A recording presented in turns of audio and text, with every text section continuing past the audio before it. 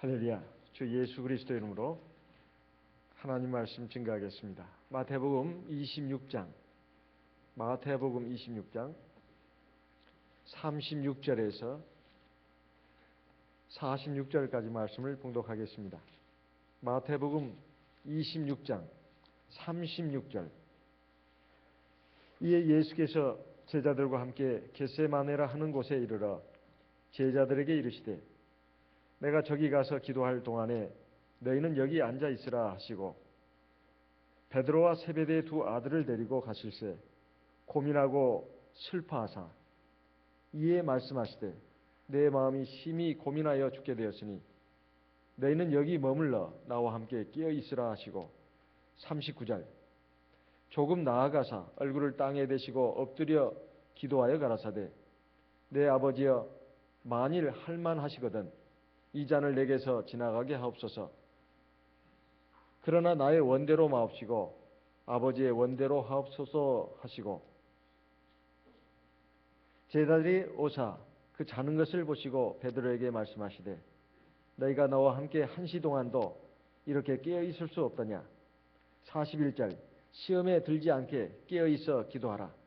마음에는 원이로되 육신이 약하도다 하시고 다시 두 번째 나아가 기도하여 가라사대 내 아버지여 만일 내가 마시지 않고는 이 잔이 내게서 지나갈 수 없거든 아버지의 원대로 되기를 원하나이다 하시고 다시 오사 보신즉 저희가 자니 이는 저희 눈이 피곤함일러라. 또 저희를 두시고 나아가 세 번째 동일한 말씀으로 기도하신 후 이에 제자들에게 오사 이르시되 이제는 자고 쉬라. 보라 때가 가까웠으니 인자가 죄인의 손에 팔리우느니라. 일어나라 함께 가자. 보라 나를 파는 자가 가까이 왔느니라.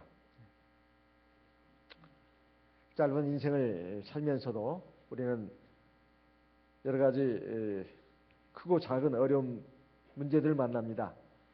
어떤 때는 이것이 내 믿음의 뿌리조차 흔들고 그리고 내 삶의 어떤 기둥이 무너지는 것 같은 그런 고통을 겪을 때 우리는 번민합니다. 그럴 때 우리가 어떻게 할 것인가? 오늘 주님께서 십자가를 지시기 전에 마지막으로 겟세마네 동산에 올라가셔서 기도하시는 장면은 바로 오늘 우리들에게 그에 대한 해답을 주고 있습니다.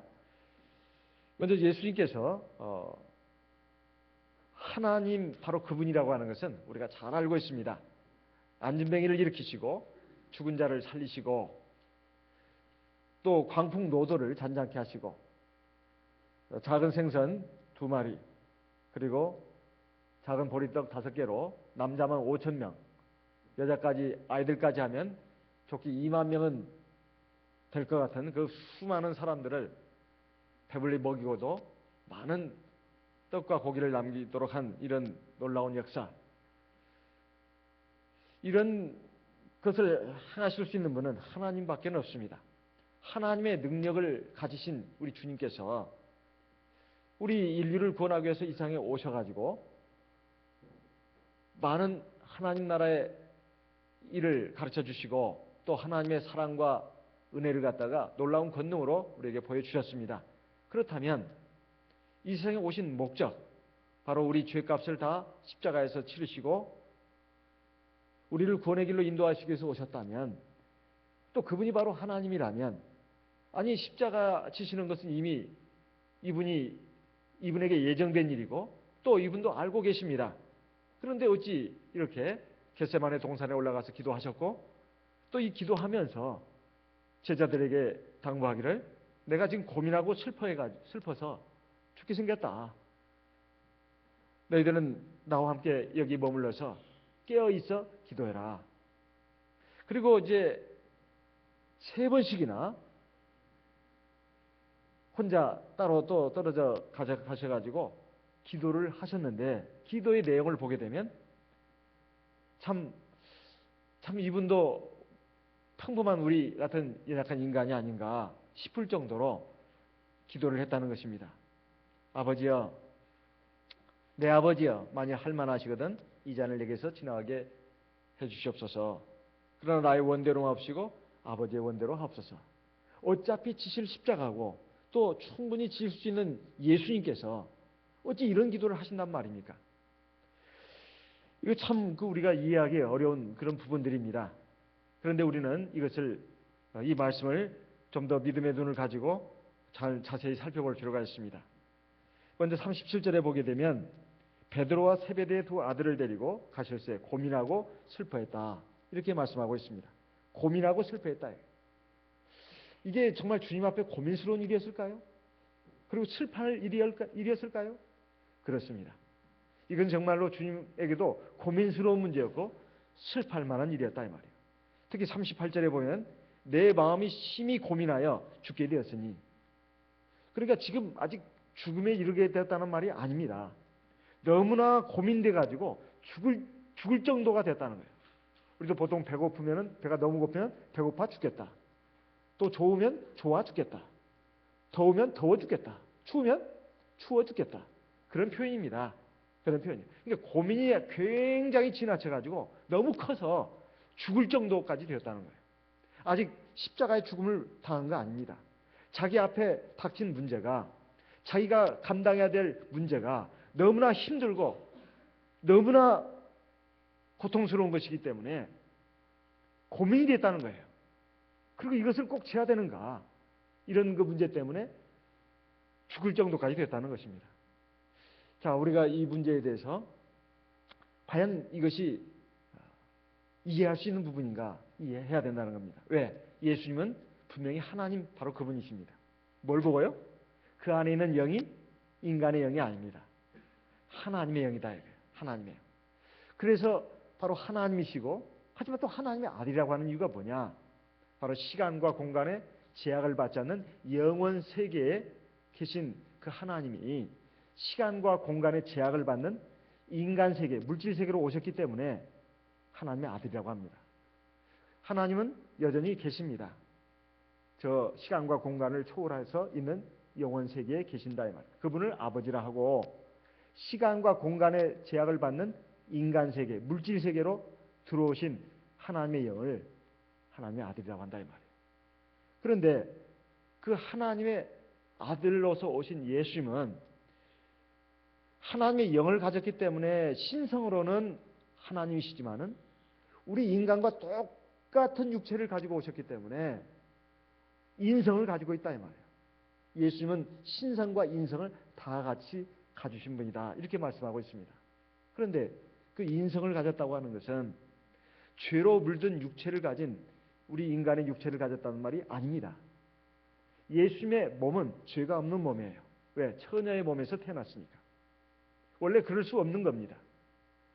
그래서 비록 사람의 몸은 입고 오셨기 때문에 사람의 아들이라 그래서 인자라는 칭호를 자기가 썼지만은 그건 틀림없이 사람의 육체를 가지고 왔다는 뜻에서 자기를 낮춰서 스스로 인자라고 한 것입니다. 하지만 우리 모든 세상의 사람들과 같이 죄로 물든 육체, 죄성을 가진 육체를 가지신 예수님은 아닙니다. 죄가 없는 육체를 가지신 예수입니다 이 말이에요. 그러면 죄성을 가진, 죄로 물든 육체를 가진 인간과 죄로 물들지 않는, 죄가 없는, 죄성이 없는 육체를 가진 예수님은 어떤 차이가 있을까요? 어떤 점은 동일할까요? 동일한 점부터 말씀드린다면 우리가 똑같이 피곤합니다. 그리고 배고픕니다. 그리고 또 칼이나 창에 찔리면 아픕니다. 이런 것이 바로 우리가 똑같은 육체를 가졌다는 말입니다. 동일한 점이에요. 그럼 다른 점은 뭐냐? 죄를 지을 수 없습니다. 우리 같이 죄성에 물든, 죄로 물든 그런 육체가 아니기 때문에 죄를 지을 수 없는 분이다. 여기에 대해서 히브리서에 잘 나와 있습니다. 그런데 어쨌든 우리와 아픔은, 또 피곤함, 배고픔을 똑같이 느끼는 분이기 때문에 그 고통을 똑같이 느낀다 이 말이에요. 사실 창조주 하나님은 죽음이 없는 분입니다. 창조자 하나님은 죽음을 모르는 분이에요. 죽음을 경험해보지도 않았습니다. 죽음을 경험해보지도 않았기 때문에 알 수가 없다 이 말이에요. 그 고통을 인간의 입장에서 처절하게 느끼지 못합니다. 하나님이 배고프시지도 않고 피곤하지도 않습니다. 그리고 아프지도 않다 이 말이에요. 그러니까 하나님입니다. 근데 그 하나님이 인간을 구원하기 위해서 사람의 몸을 입고 우리에게 오셨다 이 말이에요. 그래가지고 똑같이 지금 아픔을 느끼는 겁니다. 배고픔도 느끼는 거예요. 길 가다가 시장 가실 때 무화과나무 앞 가서 그 무화과나무 열매가 있나 없나 보시지 않았습니까? 없는 걸 보시고 저주하셨잖아요. 그리고 예수님도 피곤하니까 주무셔야 되고 그런 분입니다. 육체 때문에. 그런데 이제 예수님께서 처음이자 마지막으로, 우리 인간 다 똑같습니다. 죽음이라고 하는 것은 처음이자 다 마지막입니다. 다시 경험할 수 없는 것이 죽음이죠. 또 처음 있는 사건입니다. 그런데 하나님은 시간과 공간을 초월해가지고 영원 전부터 영원 후까지 계시고 또 모든 인간을 만들었습니다. 죄로 인해서 죽음이 온다는 거 하나님이 다 보셨습니다. 또 그건 하나님이 정하신 법입니다. 그런데 그 법에 예수님이 스스로 이제는 그건 감당해야 되는 그 순간이 왔다 이 말이에요. 예수님 자신의 죄 때문이 아닙니다. 인간의 모든 죄값을 자기가 짊어지고 그 죄값을 치르기 위해서 자기가 지금 죽음을 당해야 된다 이 말이에요. 십자가에 달릴 때 그 상황을 하나님이시기 때문에 그 예수 안에 있는 영이 하나님의 영이기 때문에 그 순간들이 다 지금 눈앞에 있습니다. 누가 나를 팔자인지. 그래서 오늘 겟세마네 동산 끝나고 나서는 제자들에게 하신 말씀이 어서 가자. 나를 팔자가 여기 가까이 왔다. 다 내다보시잖아요. 신성을 가졌기 때문에 다 아신다 이 말이에요. 그래서 육체를 가졌기 때문에 피곤하다 이 말입니다. 그리고 지금 자기가 십자가에 달려서 당하게 될 그 고난, 그리고 죄인들에게 받을 그 모욕, 수치, 거의 벌거벗기다시피, 그리고 채찍질도 맞고 침뱉음을 당하고, 그리고 이제 십자가에 창틀에 달려가지고 망한 거에 이런 죄인도 없어요. 그 죄 아닌 죄를 다 뒤집어 쓰고 죄인으로 죽어야 된다 이 말이에요. 이런 일들이 창조주 하나님으로서는 정말 감당할 수 없는 일입니다. 육체적인 고통은 말할 것도 없거니와 정신적인 고통, 영적인 고통, 이것은 말로 다 할 수 없는 거예요.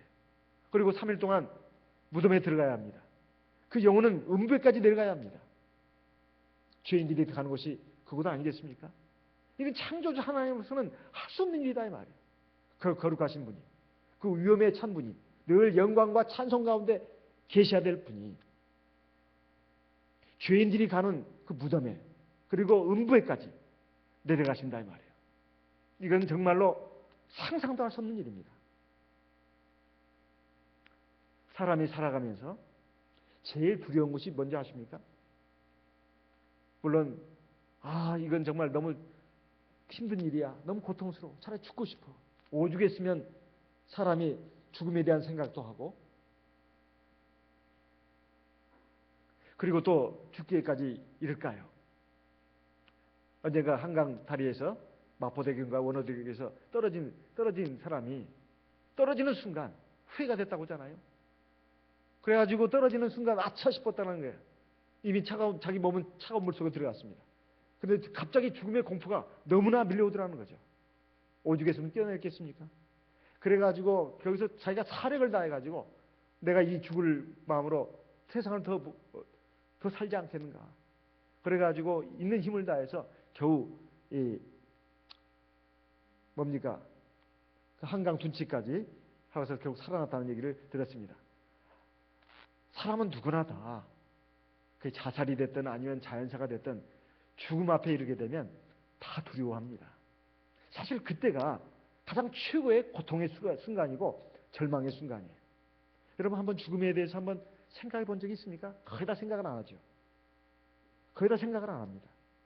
근데 정말 한번 진지하게 생각해 봐야 합니다. 자기의 죽음에 대해서.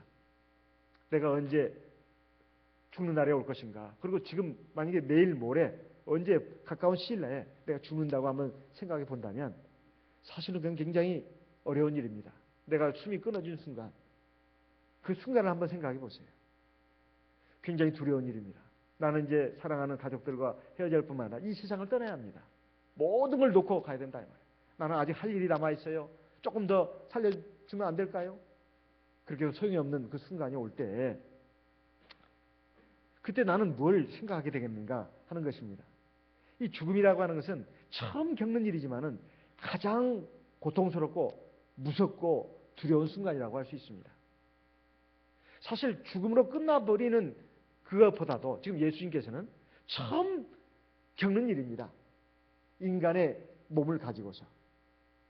그러니 얼마나 참 힘든 일이겠냐 이 말이에요. 비록 그가 3일 후에는 살아나신다는 것을 제자들에게 이미 여러 번 얘기했습니다.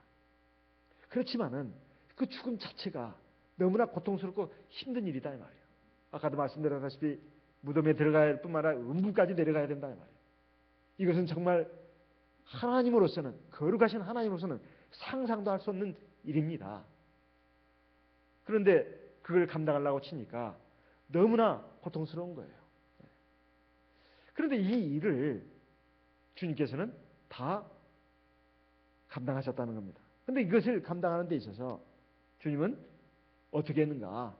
그저 마음을, 결심을 굳게 가지고 그걸 담대한 마음으로 이겨냈다? 아닙니다. 조물주 하나님이신 그분이, 창조주 하나님이신 그분이 기도를 했다는 것입니다. 기도를 했다는 거예요. 이것은 바로 우리에게 모범을 보여주시는 겁니다. 우리는 살아가면서 크고 작은 어려운 문제를 만납니다. 시험의 문제를 만난다 이 말이에요. 그런데 그 어려운 문제가 시험이 될 수도 있다는 거예요. 여기 주님께서 말씀하시게 되면 이제 제자들에게 왔습니다. 첫 번째 기도를 마치고 오니까 자고 있었더라 이 말이에요. 깨어있어 기도하라고 했는데, 깨어있어 기도하라고 했는데 그들은 그렇게 하지 않았습니다. 누가복음 22장 40절 말씀을 보겠습니다. 누가복음 22장 40절. 누가복음 22장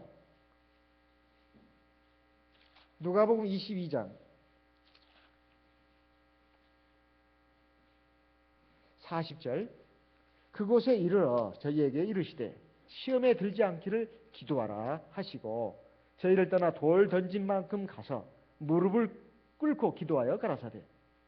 여기 보면 시험에 들지 않게 기도하라고 이렇게 말씀하고 있습니다. 지금 사실 시험을 당하는 분은 예수님이십니다. 제자들이 아니다 이 말이에요. 지금 예수님이 지금 어려운 지금 십자가의 고통을 지금 감당하고 있는데 지금 제자들에게 시험에 들지 않게 깨어있어 기도하라 이렇게 말씀하고 있습니다. 이것은 예수님이 지금 십자가를 치시는 것은 예수님에게서는 인류 구원을 위한 엄청난 사랑의 길이고 생명의 길을 위한 희생의 십자가를 지는 겁니다. 이건 엄청난 거룩한 일이죠. 위대한 일입니다. 그런데 아무리 위대한 하나님의 역사, 하나님의 말씀, 하나님의 경륜이 이루어진다 하더라도 거기에는 때로 고통과 희생이 먼저 따라야 되는 경우가 있습니다.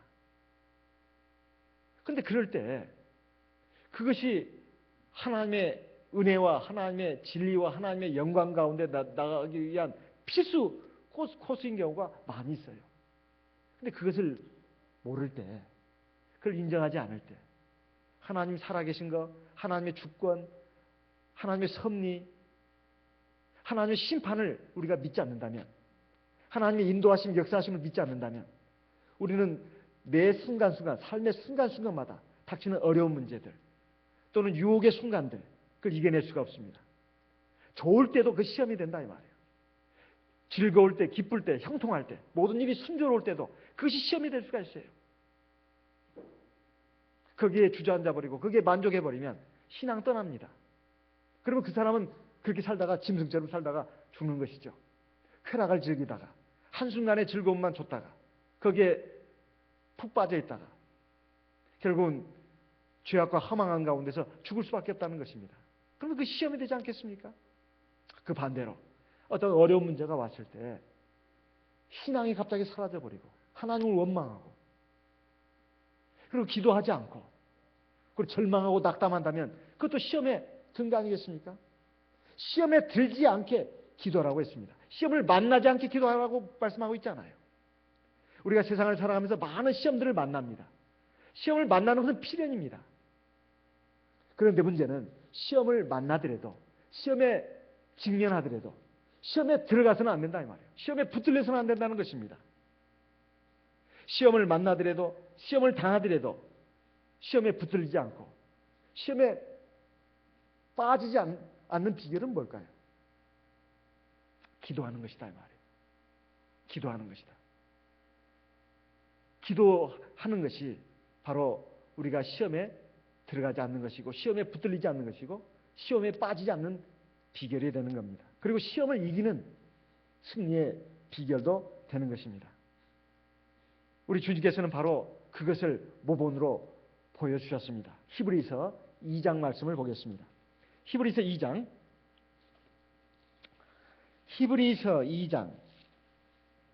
17절 18절 같이 읽어보겠습니다. 히브리서 2장 17절 18절 우리 소리내서 같이 읽어보겠습니다. 히브리서 2장 17절 18절 같이 읽어보겠습니다. 그러므로 저가 범사에 형제들과 같이 되심이 마땅하도다. 이는 하나님의 일에 자비하고 충성된 대제사장이 되어 백성의 죄를 구속하려 하심이라. 18절 자기가 시험을 받아 고난을 당하셨은즉 시험 받는 자들을 능히 도우시느니라.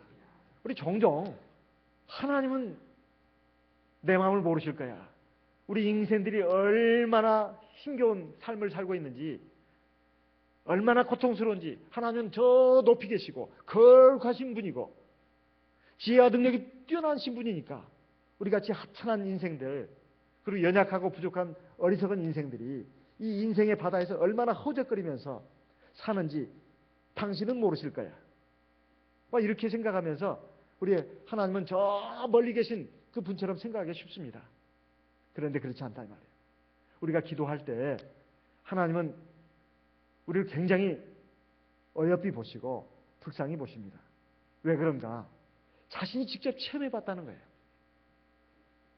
공감이라는 게 뭔가? 위에서 아래를 내려다보는 것이 아닙니다. 그래서 뭐 우산을 쓰고 있다가 같이 우산을 그 옆에 받쳐주는 거, 이것이 꼭 공감이 아니라, 그래서 그 겨우 뭐 비 조금 피하게 해주는 것이 아니라 우산을 벗어 던지고 같이 비를 맞는 것이라고 합니다. 같이 비를 맞는 것. 그래서 전에 나도 고통을 겪었고 실패를 맛보았고 아픔을 겪은 사람들을 말은 참 감동이 있습니다. 공감을 이룬다 이 말이에요. 그런데 굉장히 뭐 고고한 위치에 그냥 호강하면서 아무 걱정 의심 없이 태평성대를 누리면서 산 사람은 어렵고 가난하고 힘들고 약한 사람들의 그 아픔을 모릅니다.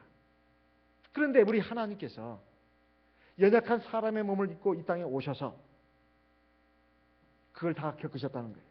그래서 17절에 보면 그러므로 저가 예수님을 말합니다.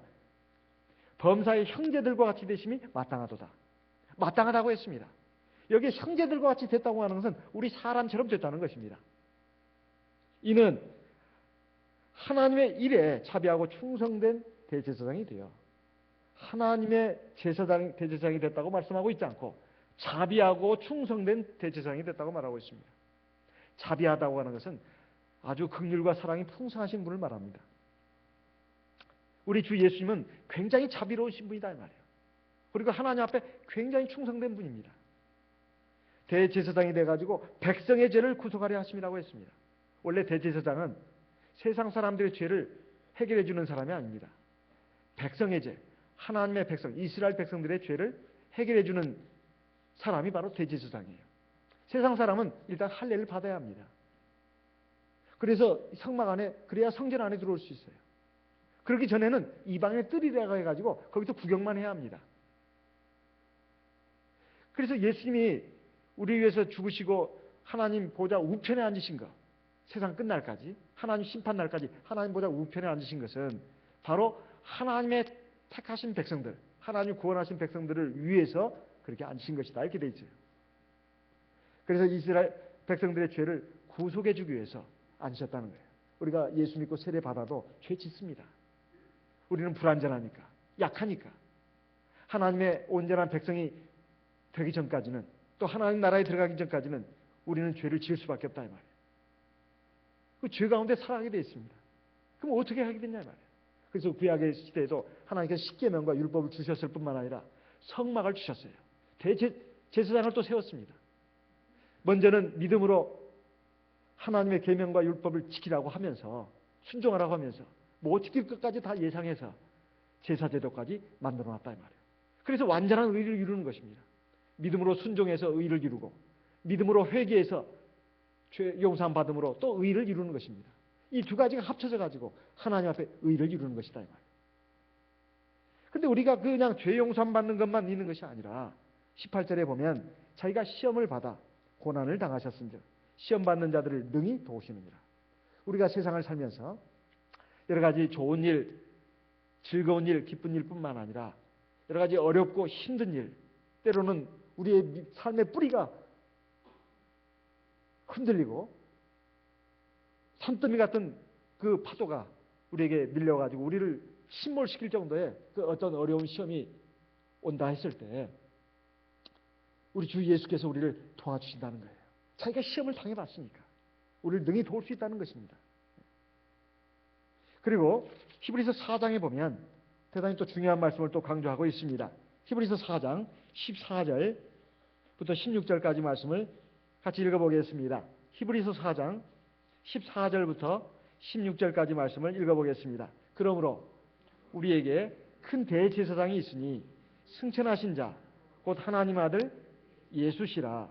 우리가 믿는 도리를 굳게 잡을지어다. 우리에게 있는 대제사장은 우리 연약함을 치료하지 아니하는 자가 아니요 모든 일에 우리와 한결같이 시험을 받은 자로되 죄는 없으시니라. 16절 그러므로 우리가 긍휼하심을 받고 때를 따라 돕는 은혜를 얻기 위하여 은혜의 보좌 앞에 담대히 나갈 것이니라. 자, 그래서 우리가 참 어려운 일 당할 때 참 하나님은 왜 나를 이렇게 외면하시는가?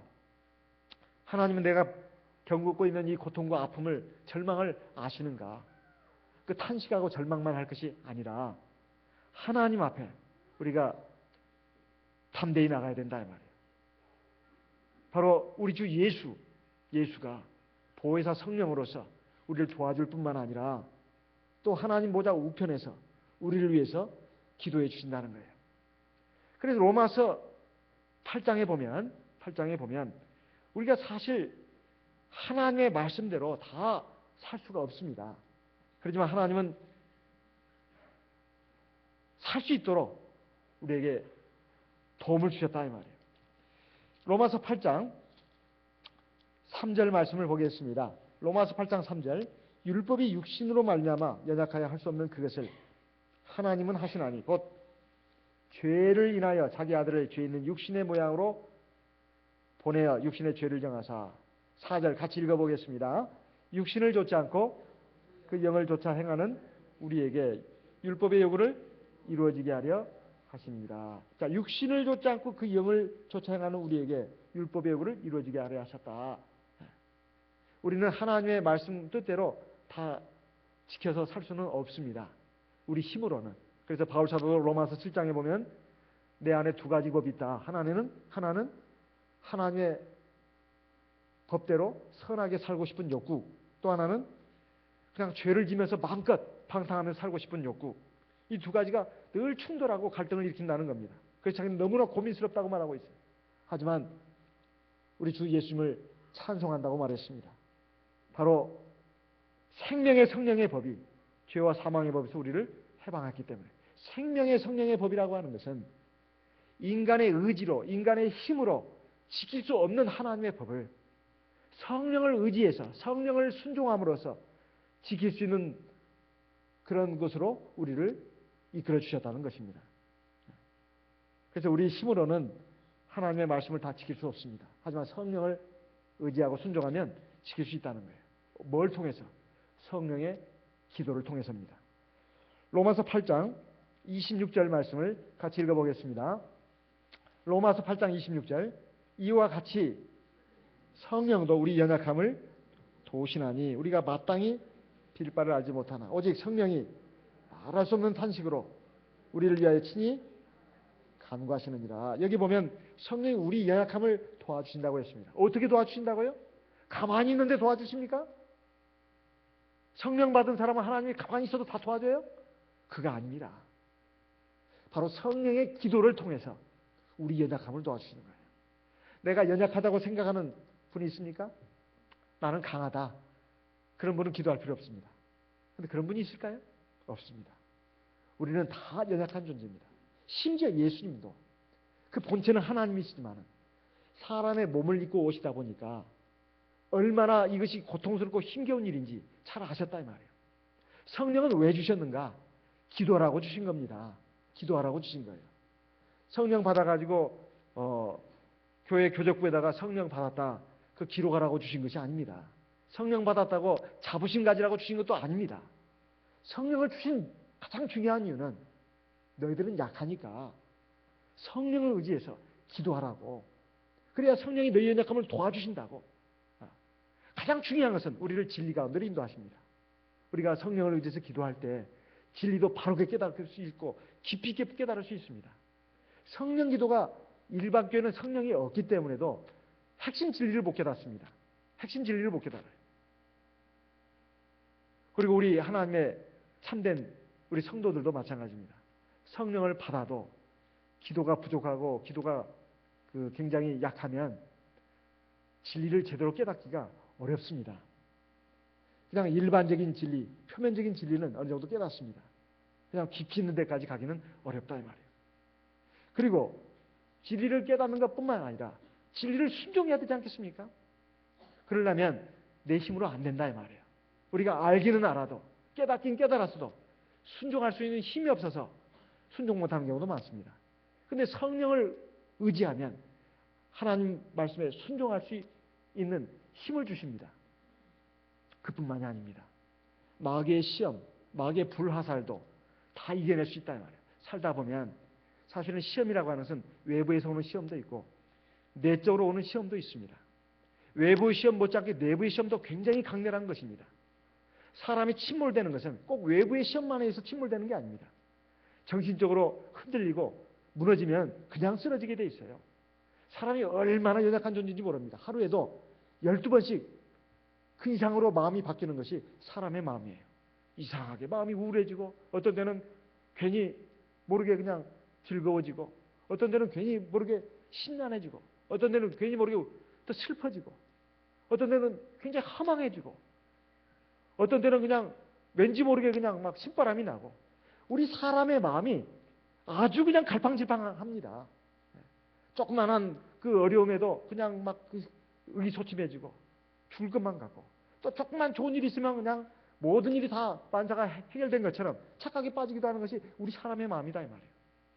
이렇게 부족하고 연약하고 한계가 있는 우리 마음 가지고 얼마나 하나님 앞에서 온전한 인생을 살 수가 있겠습니까? 그래서 사람에 있어서 가장 중요한 것은 정신입니다. 마음이다 이 말이에요. 그 마음과 정신을 붙들어주는 분은 사실은 강력한 분이 있어야 됩니다. 성령이에요. 그래서 구약시대에 보면 아침 저녁으로 향을 피웠습니다. 이걸 기도를 상징한다고 계시록 5장과 8장에서 말씀하고 있습니다. 우리가 기도를 하게 되면 특히 성령을 의지해서 기도하게 되면 성령은 또 보이지 않는 하나님의 영입니다. 그 영이 하나님의 영이 내 마음과 생각을 붙들어줍니다. 그리고 지혜도 주시고 능력도 주십니다. 그리고 내 앞에 있는 그 어떤 어려운 문제도 다 감당할 수 있게 해주신다 이 말이에요. 또 심지어는 돌파도 하게 해주십니다. 또 뛰어넘게도 해주십니다. 그래서 성령을 그냥 받고만 있을 것이 아니라 기도에 힘써야 되는 이유가 바로 거기에 있습니다. 우리 예수님께서 친히 모범을 보여주셨습니다. 전능자 하나님이시지만은 사람의 몸을 입고 오셨기 때문에 사람의 몸을 입고 있는 사람이라면 나처럼 기도해야 된다. 이걸 보여주셨다 이 말이에요. 그래서 어떻게 됐을까요? 히브리서 5장을 보겠습니다. 히브리서 5장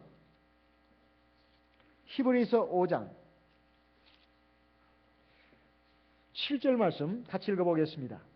히브리서 5장 7절 같이 읽어보겠습니다.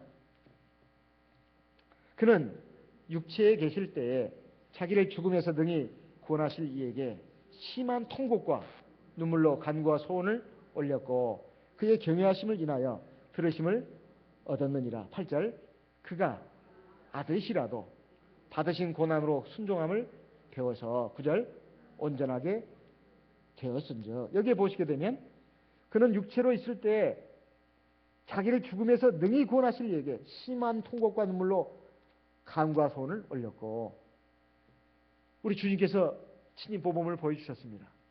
우리에게 정신적인 고통, 마음의 시험 또는 육체의 여러 가지 어려움이 닥칠 때에 우리 주님을 본받아서 우리도 마땅히 기도해야 되겠습니다. 그리고 여기에 보면 고난으로, 8절에 보면 고난으로 순종함을 배워서, 우리 예수님의 기도의 내용을 보게 되면 내 앞에 있는 이 십자가의 고통, 죽음, 참 이거 제가 감당하기 어렵습니다. 할 수만 있거든 이것을 내게서 물러가게 해주십시오. 그러나 주님이 기도하신 내용의 그 뒷부분을 보시게 되면 그러나 아버지의 뜻이거든 이것을 감당할 수 있게 아버지의 뜻대로 해달라고 이런 기도를 했습니다. 우리가 여기서 받아야 될 교훈은 바로 이것입니다. 그가 하나님 앞에서 드린 기도의 내용이 무조건 내 앞에 있는 고통, 어려움을 물러가게 해달라고 기도하지 않았습니다. 하나님의 뜻이라면 이걸 받게 해주십시오. 이렇게 기도했습니다. 그래서 우리가 세상을 살아가는 데 있어서 사실 믿음으로 또는 말씀을 듣고 배우면서 순종함으로 나갑니다만 때때로 우리가 그 말씀 가운데서 역시 기도를 합니다. 기도하는 가운데 우리는 내 생각대로, 내 소원대로, 내 욕구대로 기도하는 경우가 많습니다. 하지만 우리가 꼭 기억해야 될 것이 그것이 꼭 좋은 것만은 아니라는 거예요. 제가 대만의 어떤 분의 얘기를 말씀드렸습니다. 딸만 쭉 그냥 뭐 7명인가 8명을 낳다 보니까 근데 아들을 낳으려고 그렇게 했던 분입니다. 맨 마지막에 드디어 그가 계속 기도를 해가지고 부부가 아들을 낳았답니다. 근데 딸들은 다 효녀인데 마지막에 낳은 아들이 그렇게 불효자래요. 그래가지고 그렇게 고통을 당한답니다. 저 아들 때문에. 그래서 그것을 저한테 알려준 대만 총회의 어떤 형제분이 그런 말을 합니다. 뭐라고 얘기하냐면 꼭 그렇게 아들을 달라고 구해야 될 필요는 없다는 거예요. 그 소원대로 아들을 줬어요. 그럼 어떻게 됐습니까? 이스라엘 백성들이 광야 생활하면서 매일같이 만나가 내려왔습니다.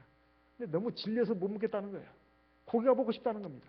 그래서 하나님이 하나님 원망했지 않습니까? 그래서 어떻게 했어요? 메추라기 떼를 보내주면서 그 고기가 이에 아직 끼어 있을 때 하나님이 진노해가지고 상당수가 죽었습니다. 꼭 내 소원대로 모든 것이 이루어져야 그것이 나에게 좋은 것이 아닙니다. 때로는 내 기대와 달리 어긋나는 수도 있습니다. 또 잘못되는 수가 있어요. 하지만 인생을 살고 보면 그 실패가, 그 고난이, 그 처절한 아픔이 그 성공의 디딤돌이었다는 것을 알게 되는 것이 그렇게 어려운 일도 아닙니다. 나중에 그걸 알게 돼요. 그 성공은, 그 실패와 아픔은 사실은 성공의 씨앗이었다는 것을. 그런데 나중에 보면 그 성공이, 그 형통함이 실패의 씨앗이었다는 것을 알게 되는 것도 그렇게 어렵지 않습니다. 그래서 인생에 있어서 뭐가 가장 좋은 것인지 나쁜 것인지 우리가 사람의 생각으로 마음으로 이리저리 판단할 것이 아닙니다. 중요한 것은 이게 하나님의 말씀인가 뜻인가 이것입니다. 보통 우리는 이것이 옳다 저것이 옳다 자기 생각대로 막 밀어붙이기 식으로 나가는 경우가 많습니다. 자기 마음, 자기의 감정 그걸 따라서 이것이 옳다 아니 이것이 옳아 그래 정말 무엇이 하나님의 말씀이고 뜻인가 이것을 잘 깨닫지 못하고 마구잡이로 나가는 사람들이 있다 이 말이에요. 그랬을 때 그 대가를 치르게 되어 있습니다. 반드시 치르게 되어 있어요. 정말로 하나님의 말씀과 뜻인가 아니면 자기의 일시적인 이익인가 또는 자존심 만족인가 이런 것들을 당신은 잘 모릅니다. 어리석어서 그리고 믿음이 불완전해서 연약해서 근데 나중에 하나님이 그걸 깨닫게 하시는 경우가 많아요. 이제 처절한 아픔과 실패를 맛보고 나서야 그때 내가 순수하지 못했구나. 그리고 하나님 앞에 온전한 신앙으로 내가 바로 서지 못했구나. 이런 것을 생각하고 참 하나님 앞에서 참 슬픔 또 탄식의 눈물을 흘리면서 회개하고 그리고 하나님께 감사하는 경우도 있습니다. 하지만 그것이 또 실패가 아닙니다. 뒤늦게라도 그걸 깨달았다면 그건 바른 길이에요. 그래서 세상 사람들 너무 부러워할 필요도 없습니다. 어떤 사람이 잘 됐다고 너무 부러워하고 시기 질투할 필요도 없고, 또 내가 지금 현재 어렵고 힘들다고 해서 탄식하고 절망할 필요도 없어요. 사실은 성공의 씨앗을 잉태하고 있습니다. 그가 믿음으로 하나님의 말씀과 뜻을 헤아리면서 그 길로 바로 나가고 있다면 절대 실패가 아닙니다. 또 패배도 아닙니다. 결론은 성공이냐 실패냐, 승리냐 패배냐는 나중에 나타납니다. 그래서 예수님도 그걸 아셨습니다. 당장은 십자가의 이 잔을 마시는 것이 너무나 고통스럽습니다. 너무나 무섭습니다. 그리고 너무나 수치스럽습니다. 하지만 이게 하나님의 말씀과 뜻이라면 그건 지어야 되는 것입니다. 그리고 그 잔을 마셔야 되는 겁니다. 왜? 하나님 말씀과 뜻 안에서 당하는 고통, 당하는 슬픔, 당하는 실패라고 하는 것은 절대 고통도 아니고 슬픔도 아니고 패배도 아니고 실패도 아닙니다. 뒤에 영광이 기다리고 있다 이 말이에요. 항상 마지막에 웃는 자가 진정한 승리자입니다. 그 마지막에 웃을 수 있다는 것은 누가 과연 하나님의 말씀과 뜻을 쫓아서 나가느냐, 이것입니다. 관건은 이것이다 이 말이에요. 사람이 아닙니다.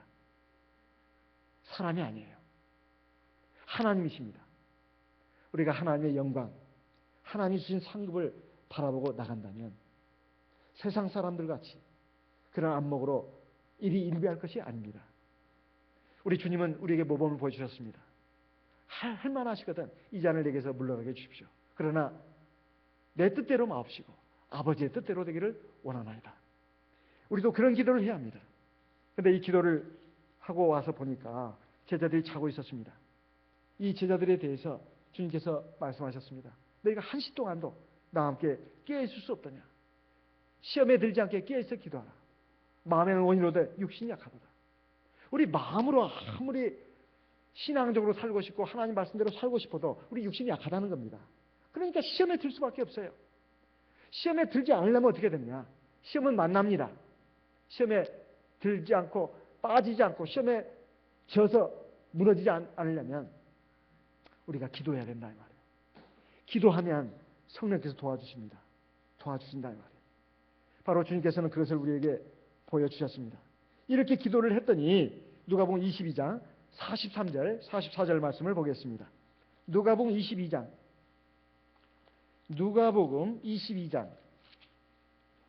43절 44절 말씀을 읽어보겠습니다.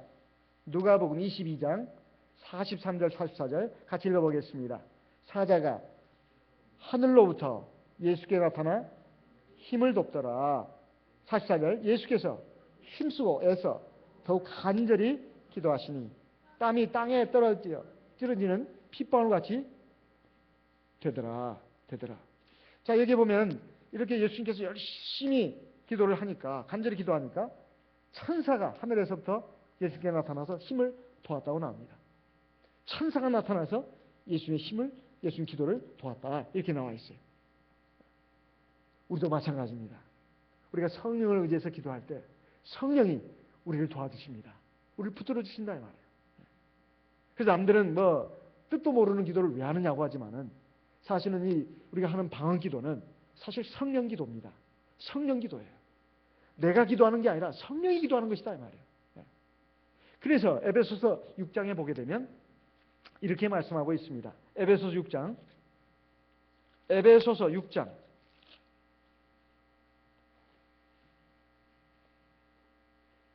18절 같이 읽어보겠습니다. 에베소서 6장 18절 같이 읽어보겠습니다.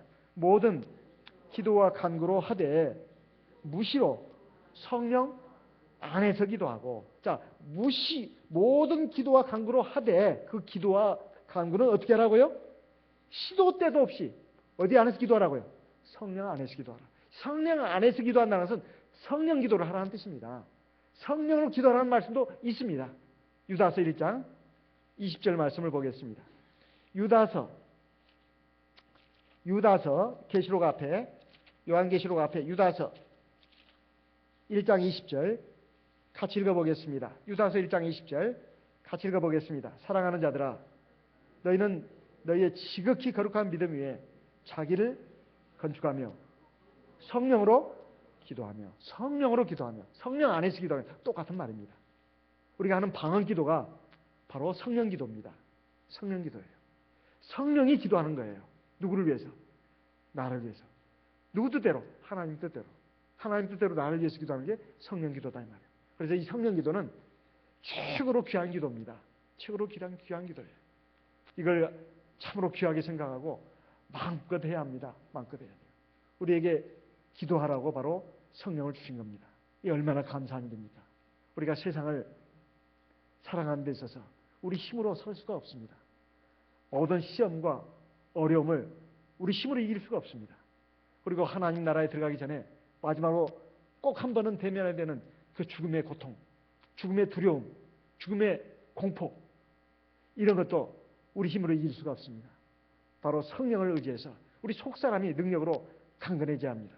그래야 다 그걸 감당할 수 있다 이 말이에요. 그 뒤에 반드시 영광이 있습니다. 상상도 할 수 없는 영원한 영광과 생명이 우리에게 있다 이 말이에요.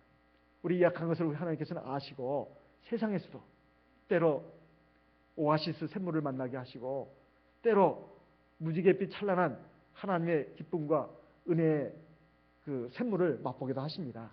그래서 우리를 힘내게 하기 위해서 그렇게 하시는 겁니다. 최종적인 승리, 최종적인 영광은 우리가 이 세상을 떠날 때 주어집니다. 우리가 세상을 살면서 모든 시험을 이기라고 또 그 시험을 도와주시겠다고 우리에게 보혜사 성령을 주셨습니다. 우리는 그 성령을 의지해서 깨어서 기도하는 저와 여러분 되시기를 바랍니다. 그래서 꼭 승리자가 되시기를 바랍니다. 다 같이 이 시간 들으신 말씀을 기억하시고 우리 하나님 앞에 기도하겠습니다. 나와 내 가정을 위해서 그리고 교회를 위해서 다 같이 하나님 앞에 기도하겠습니다.